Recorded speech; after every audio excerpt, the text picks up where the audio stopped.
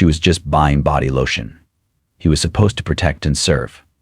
Instead, he chose to humiliate and threaten. But one phone call changed everything. This isn't fiction. This is what happens when justice fights back silently, powerfully, and without apology. Hit subscribe and join us on this journey. Because sometimes one story is enough to open a nation's eyes. The morning sunlight filtered through the tall glass of a quiet supermarket. Among the handful of shoppers strolling the aisles was Naomi Brooks, a poised young black woman whose presence naturally turned heads. Dressed in a navy coat and ankle boots, she moved with purpose, radiating calm confidence. Her errand was simple: pick up a few essentials and head home.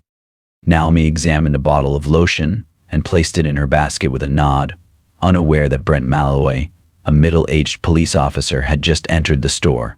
His uniform was perfectly pressed, his badge polished, and his stride oozed self-importance.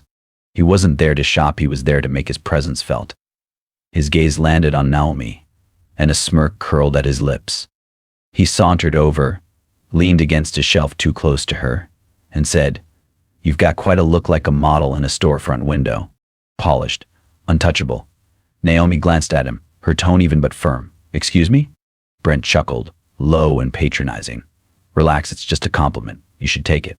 "I didn't ask for your opinion," she replied, turning away. Kyle's smirk faded. He stepped in front of her, blocking her path. "Bit of an attitude, huh? Not very friendly." Naomi straightened her posture and met his eyes. "I don't owe you friendliness. Please move." That simple refusal struck his ego. His tone sharpened. "You think you're too good for me? You should be grateful I'm even talking to you." The store began to quiet as tension grew. Naomi kept her cool. "Grateful for harassment? No thanks." Kyle's jaw clenched.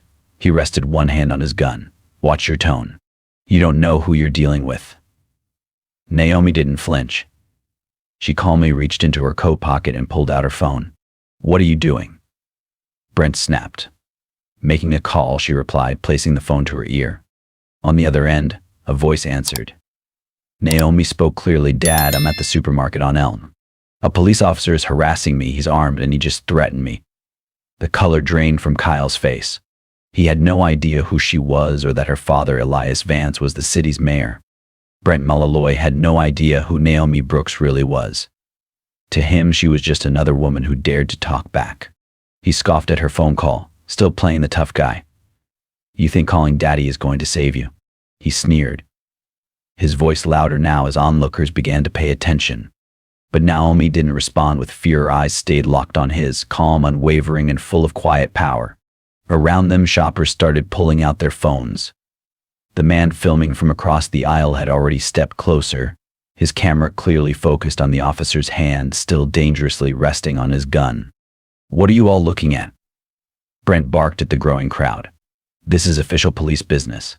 Back off." His voice was sharp, but cracks were showing.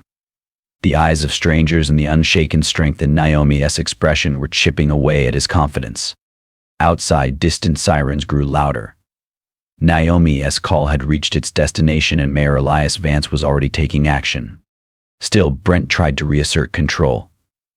He leaned in closer to Naomi and growled, "You've stirred up a crowd. Congratulations. But take another step, say the wrong word, and I won't hesitate." Naomi didn't blink.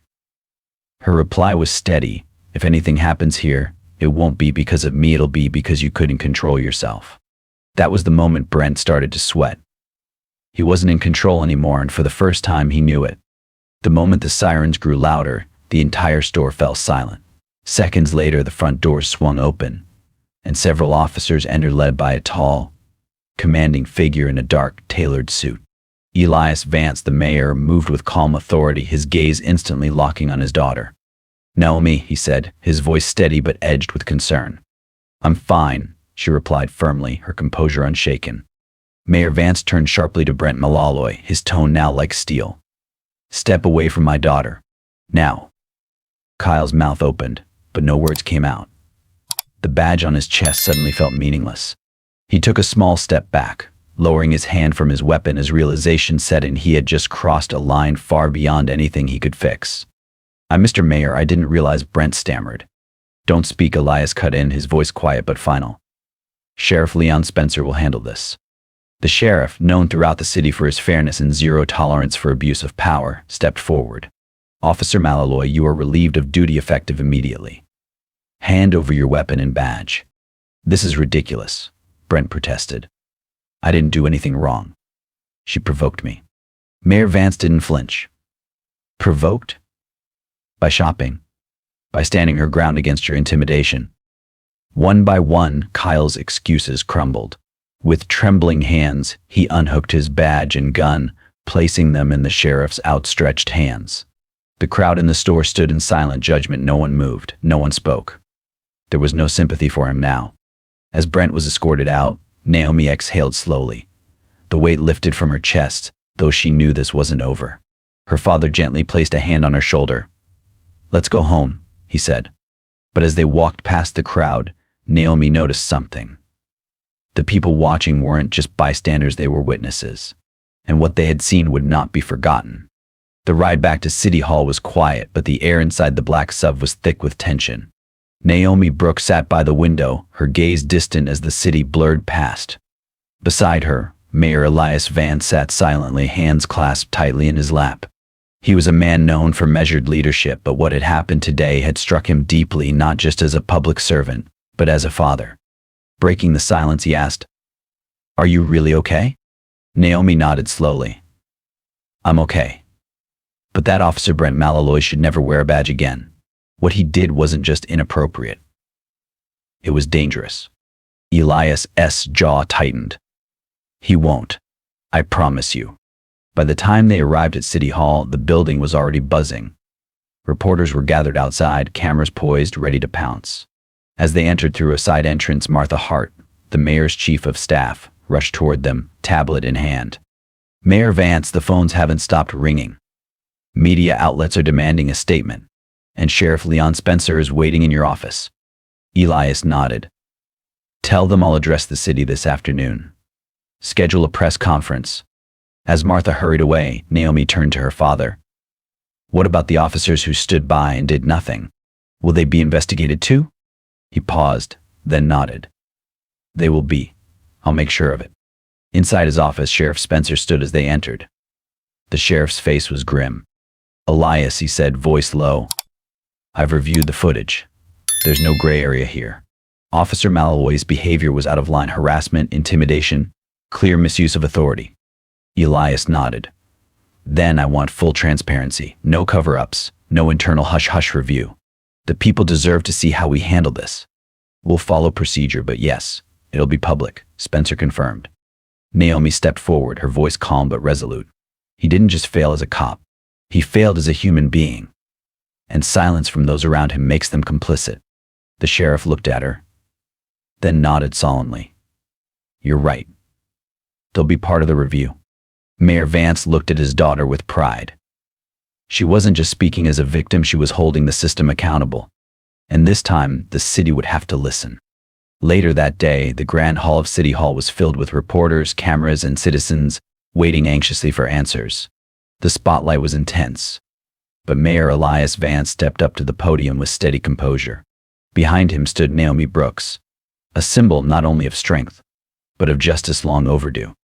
Elias adjusted the microphone and began. "Today we witnessed something that no citizen should ever have to endure: an officer of the law abusing his authority, intimidating a young woman, and threatening her with a weapon in a public space." He paused, letting the words settle. "No one, regardless of uniform or title, has the right to violate another person's dignity." Officer Brent Malaloy's actions were not only unprofessional, they were criminal.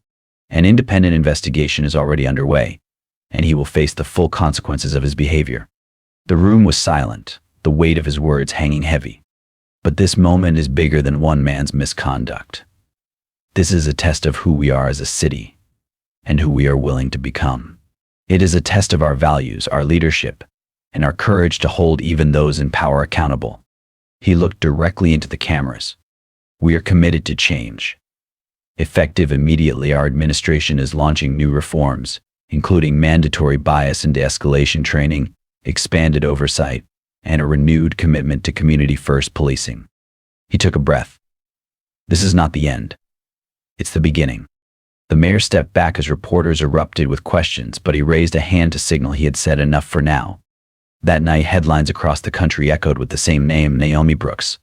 And for the first time in a long time, the city was no longer whispering about injustice, it was finally speaking it out loud. The courtroom was packed. Journalists lined the back wall, protesters gathered outside, and citizens watched with anticipation. Brent Malaloy, now stripped of his badge and uniform, sat stiffly beside his defense attorney, his once proud expression replaced by visible anxiety. At the prosecution table stood Monique Hart, a sharp, eloquent prosecutor known for her integrity and resolve. "This is not just a case about a single lapse in judgment," Monique began, addressing the jury. "This is about an officer who used his authority not to protect, but to intimidate.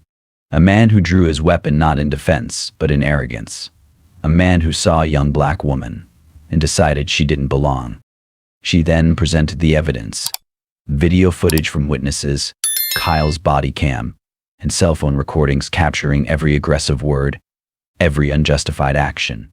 The jury saw Brent step into Naomi Brooks' path, heard the tone in his voice, saw the way his hand rested threateningly on his gun.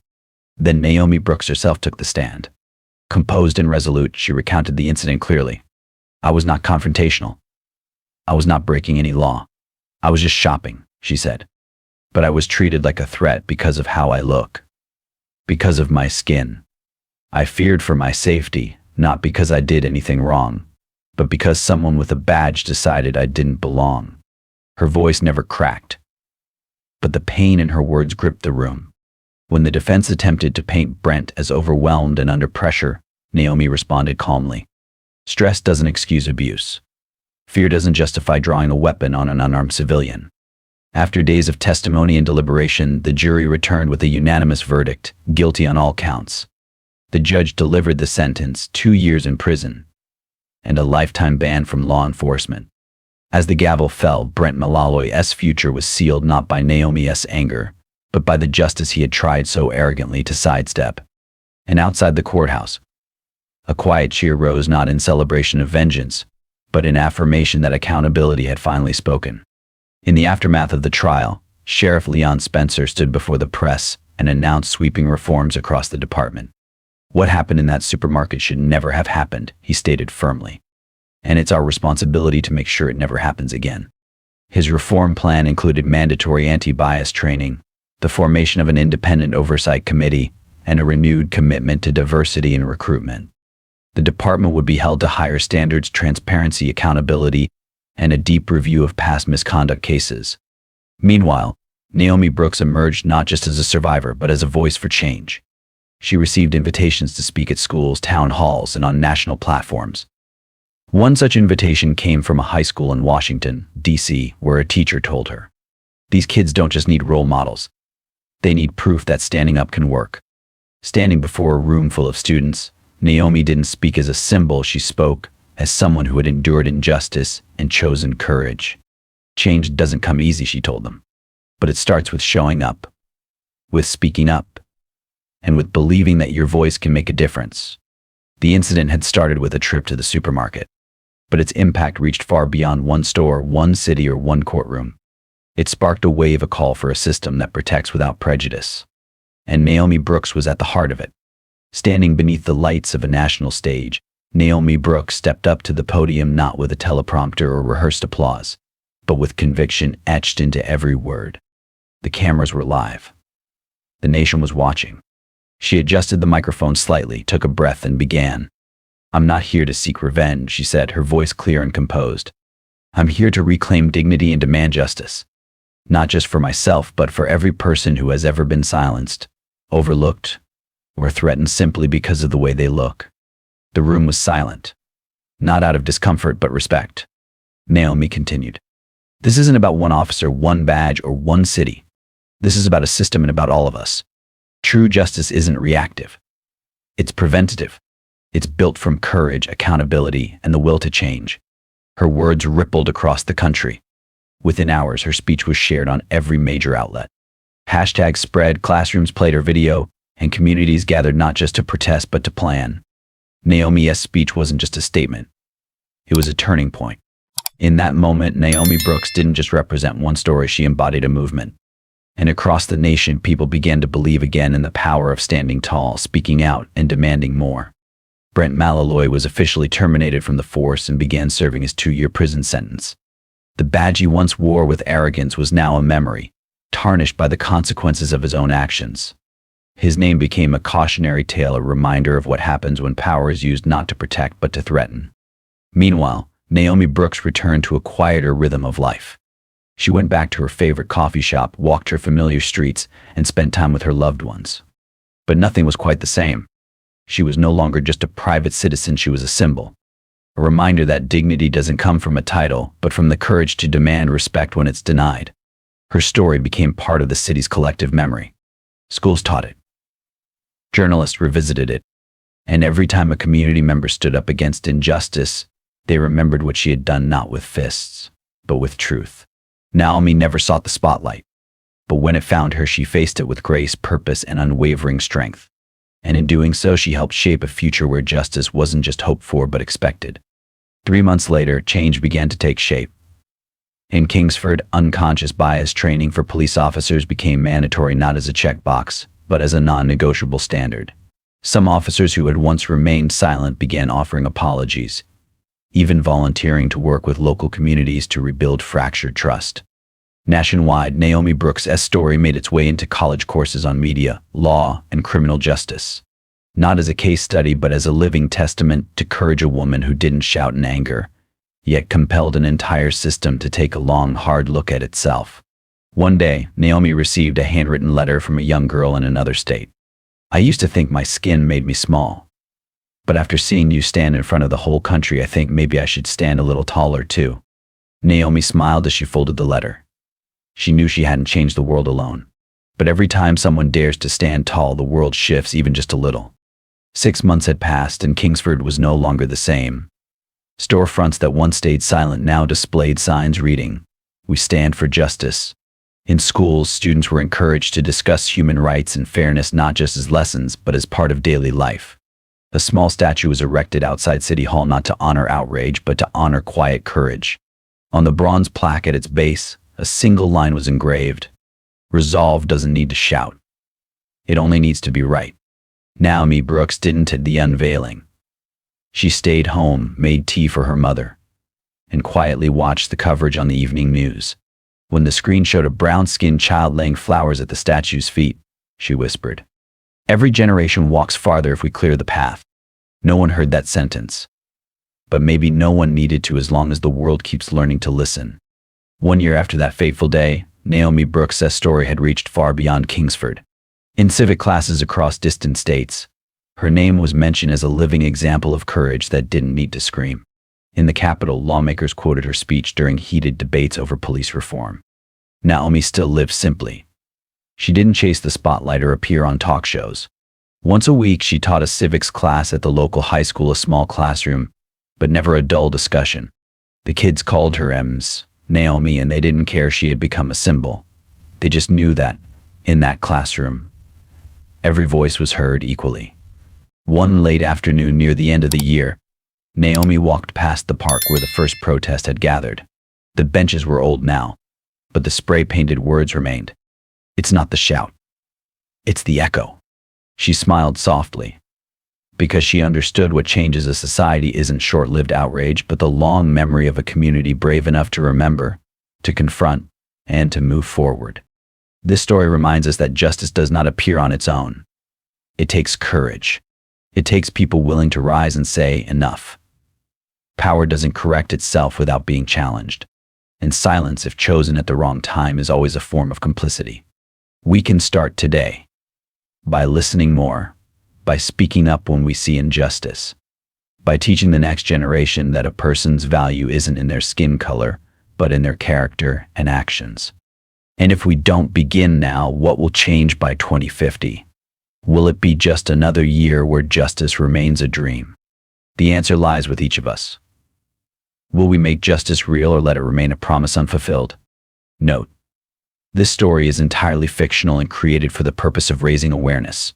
It highlights issues of responsibility, justice, and the importance of treating everyone with respect and dignity.